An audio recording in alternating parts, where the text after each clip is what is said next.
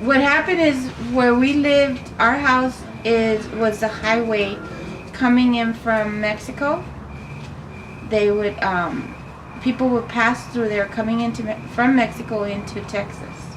It was situated right there, and it was on a hill, so that when you would sit there, you could see far away. Anyways, once in front of our house there was a was it electricity plant, and one day my aunt, she was our neighbor, looked over there and saw fire, and it was actually, they called the fire department and there was nothing. They think that there might be money there, because what happened was people would be traveling. There was no banks and stuff. The banks also got ripped off. Wells Fargo and all that. You know how they always held up the banks. The thing is, people would carry their currency on them. They would take jewelry, coins, whatever, because paper money was a lot of time not valid. Governments changed, things would change. Paper money wasn't good, so they would carry coins all the time, or jewelry, rubies, stuff like that. So that that's what they carried. And a lot of times the bandits knew that, and they would attack people. My house was situated, it's called See That and Frost. It's right in the corner. My sister, one of the things that happened was my sister, telling you this part would explain what used to happen through all the years that we lived in the house. We always heard a lot of noises, saw things and all that, but we never knew why at the beginning. What happened was my sister was a teenager, and we were getting ready, the family was getting ready to go to my grandfather's house. So she was in front of a mirror and she's combing her hair. And when she looks into the mirror, she sees a lady coming out from underneath the bed, and she has long blonde hair, but her face is skeletal. So my sister at that moment did not say anything to anybody. So she goes and visits my grandfather. And when she's coming back to the house after the evening's done, she's going into her bedroom and she just goes hysterical, starts screaming. And my mom wants to know why. So my sister finally told her. She says, I've been dreaming her for nights already, that she told me that she wants me to take there are 3 people buried underneath her house. It's 2 men and a woman, and they were Spanish descent. And what happened was they were traveling from Mexico coming into Texas. So what happened was they were traveling by wagon. So they were camped in our house on top of the hill, and far away they could see these men coming up, bandidos, and they had already seen him downtown, and they were very suspicious looking, and they kept looking at them. So they already had seen him in the little town, Laredo. They already had seen him. So when they're coming up, they could see they're coming, and they knew they were up to something. So what they did is that they had a money chest where they had all the coins and jewelry, rubies or whatever, in this chest, and they buried it. Somehow they buried it, because I don't know how, because it's kind of clay there, but somehow they buried it. And when they got it to them, the bandidos did, they were looking for the money and the jewelry and whatever they had. They couldn't find anything, so they killed them. They killed the girl and the 2 men, and they just left them there. And I think I don't know if they buried them or not, but they left them there. So my dad years later built the house there, so they're there. So the woman in the dream kept telling my sister if she could dig for them, take the money out, she could keep all the money and the jewelry, but they wanted to be buried because they were Catholic. They wanted a proper burial because they said they cannot rest in peace. So my sister told my mother.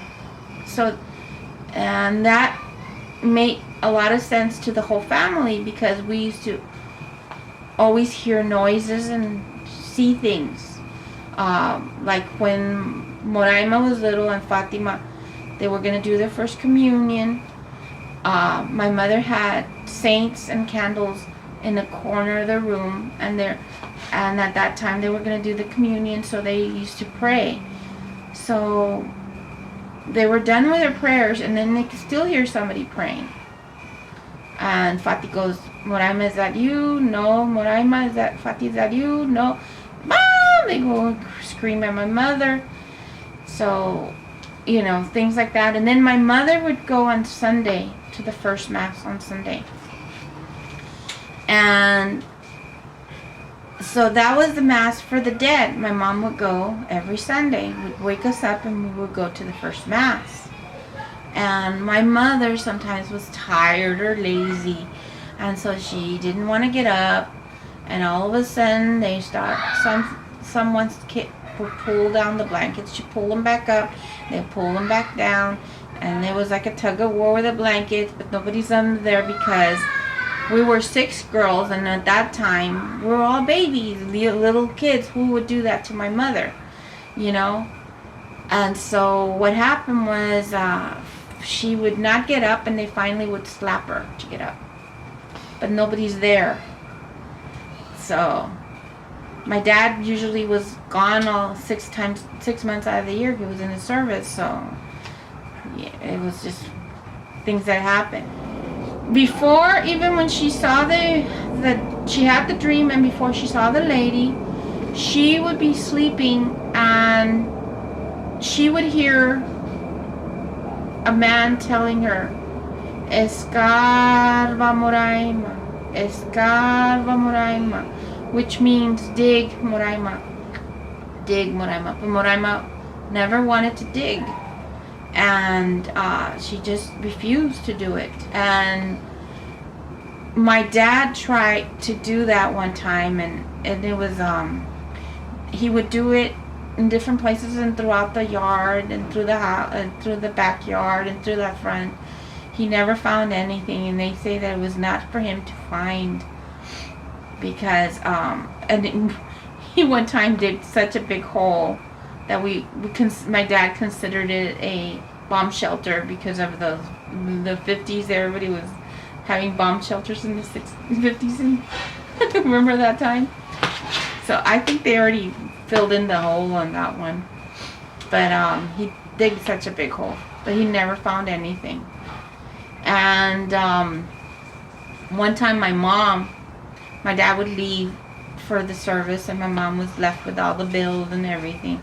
So one time my mom said that she was saying, I gotta pay this bill, I gotta put money here, I gotta do this, I gotta do that. And she was like, in the middle of the night, everybody's asleep, and she hears a man's voice next to her saying, how much do you want? She goes, no thank you, nothing. She says, no thank you. There's nobody in the house, only my mom and my sisters. Probably me, I don't know if I was born then.